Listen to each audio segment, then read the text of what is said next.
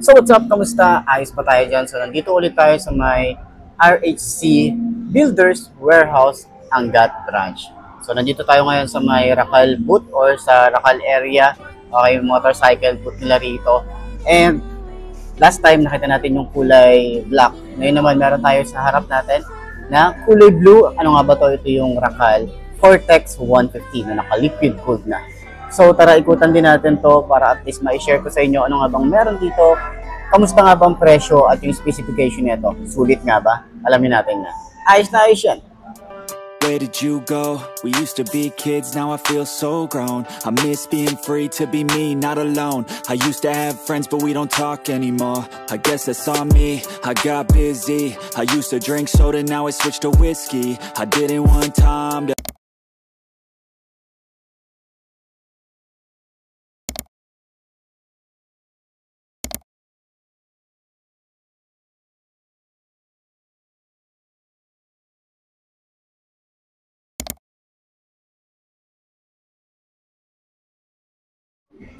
So ayun ang mga best, no, sa lahat ng mga nagtatanong kung magkano nga ba ang ganitong motorcycle, lalagay ko sa screen nyo para at least meron kayong idea magkano nga ba ang motorcycle na to. At sa tingin nyo, sulit nga ba ang presyo niya? Comment nyo naman yan. At dun sa mga gustong bumili ng hulugan, abang-abang lang tayo para sa ating finance. And malapit na yan, soon, update ko kayo. Para sa mga updated natin, pwede kayo mag-follow sa aking Facebook page na iMarkMoto 2.0. Subscribe na rin kayo sa ating YouTube channel na iMarkMoto. So, ayos na ayos yan. pass, but time is fast. I just wish you were more than memories. I got kids now, but I'm a kid now. I haven't grown in my mind, just my skin now. I don't get taxes, I hate chores, I hate mail, bills, and miss the outdoors. I feel like the air used to smell different. The grass was greener and the summers were for swimming. I used to play baseball every inning. Now I work for a living.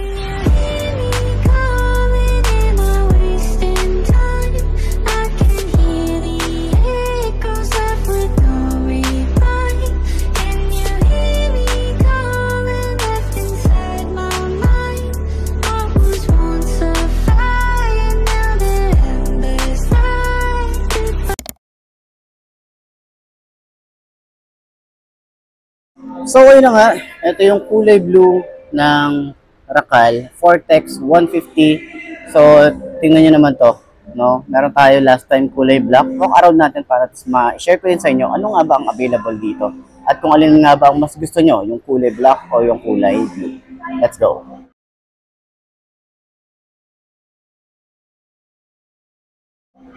So last time itong kulay black, yan, na-vlog natin yung kulay black, baka trip nyo yung ganitong motorcycle. And meron tayo rito kulay blue, baka mas trip nyo to. Pero para sa akin, matte finish, maganda talaga yung itsura, lalo na kapag napunasan siya, ang maganda at makintab pa talaga, kikintab pa talaga lalo yan, or lilinis pa lalo yan. Hindi naman kikintab, kasi matte finish nga. Kikintab at lilinis talaga kapag napunasan siya. Ito yung itsura natin. No, may ano tayo rito, windshield, kulay black. Meron tayong maporma at maangas talaga na headlight na projected lamp tayo rito. LED, daytime running light, maganda rin. Okay? So yung signal light niya nandito sa side. Yung ating telescopic fork, maganda yung forma, may reflector, naka-single disc brake, dual path caliper, tubeless na yung kanyang tires. At yung size dito ay 180 by 14. Ayan. So naka side stand kill switch din tayo rito. Maporma din yung ating floorboard. Meron tayong extension ng paa. May padding na rin yan. May itsura ng ating foot pegs para sa angkas. Maporma din. Sumasabay yung design niya rito. Meron pala dito sa ilalim na parang carbon fiber finish. Meron din dito sa ating gas tank na parang carbon fiber finish. And yung Vortex na emblem. Ang angas ng datingan niya, no? So, meron din tayo rito, panggilid is yung CVT natin dito maganda rin, bulky, and wala tayo ritong kickstart. Okay, Motofino yung nakalagay dito. Sila kasi talaga yung creator nito. Okay, sila yung nag-design. Ayan. So, dual shock tayo rito. May fender na rin tayo rito, maganda rin. Ano ba ang ano to? CST tires na rin yung ating tires. Ayan. So, 120/70 by 14. Tubeless na rin. Yan. Talagang hindi ka rin tinipid dito ni Racal pagdating dito sa tires. Okay? So, meron din tayong grab bar. Ito, ganda rin, oh. Ito, hindi lang ako sure kung metal siya. Ayan, metal pala to. Itong side na to ang hindi. Pero feeling ko, pwede kayong maglagay dito or mag-install ng bracket. So, hindi ko alam kung na-open siya. Parang na-open naman na to. So, check nyo na lang din. Okay? So, pwede tayong maglagay dyan ng bracket. Maganda rin yung ating taillight. Yan, maporma din. Reflector. Ay, yung ating yung daytime running light. Yung ating signal light, LED rin. May plate light. Reflector, and then yung ating fender. Malapad. Ayan. Sa side, yung ating tambucho. Bulky din. Meron din tayong parang carbon fiber finish dito.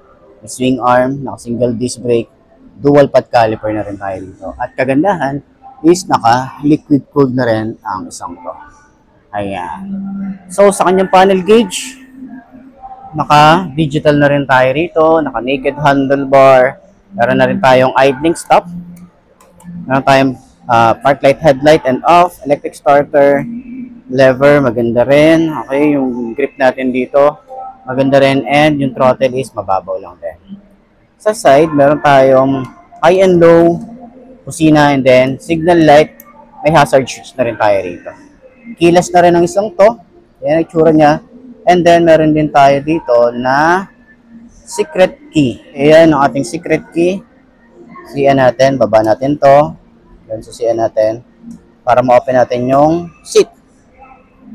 Ayan. Okay, dito na rin yung ating mga basic tools. Luwag din, oh. Diba? Maluwag na maluwag din. Meron din tayo ritong side pocket. May USB charging port na rin tayo rito. Okay? So, panalo din talaga yung Racal Vortex 150. So, sa presyo, panalo din yung ating side mirror. Malapad din siya. Ganda rin ng side mirror niya. So, yan yung kabuuan ng ating Vortex 150. Yan, pwede nyo puntahan dito sa may Builder's Warehouse, Angat, Bulacan. Okay? So, yan. Sa tingin nyo, sulit nga ba? Ayos yan. So, ayun na mga boss, no? Ito na ba ang motor na babagi sa'yo? Kung ito na nga, ay markahan mo na at mag-subscribe ka na sa aking YouTube channel. I-click mo na rin notification bell para updated ka sa lahat ng videos na upload natin.